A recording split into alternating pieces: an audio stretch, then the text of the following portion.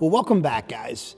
Here we are now talking about these 5 things, these 5 sins of Israel that kept them from their promised land. If you didn't see the first session, please go back and take a look at that and get yourself set up for where we're going here today. Today we're going to start with one of them, the first one, and that is lust.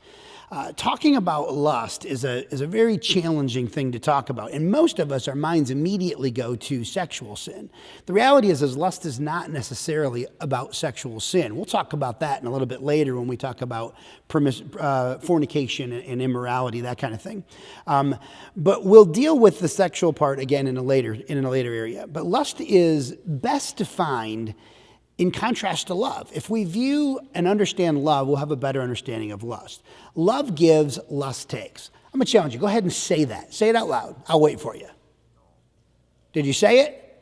Love gives, lust takes, okay? If we understand that, it really brings a lot of things into light for us. Lust is about satisfying ourselves. It's about satisfying ourselves often at the expense of others or the expense of God. That's where it's a problem. Love is of God. It comes from the premise of giving. God is giving. God is loving. God so loved that he gave his only son. He meets our needs. He loves us. God is love, and love gives.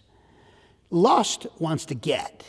Its motives are selfish. The truth is, we may not even realize how lustful we really are. What things have we done to please ourselves at the expense of God or at the expense of others?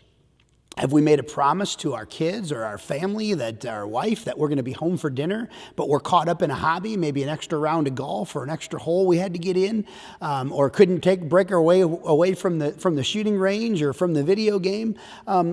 Those things would then become lust in our life. How about spending some of God's tithe or even calling it a loan to purchase something that we really want?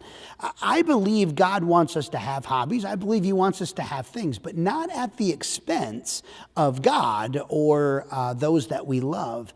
If we are present with our spouse, but our minds are lusting to be somewhere else, or the same thing even in a church service, we have to humbly admit that we have the sin of lust.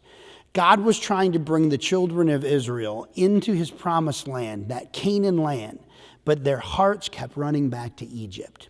That's a question I want you to ask yourself today.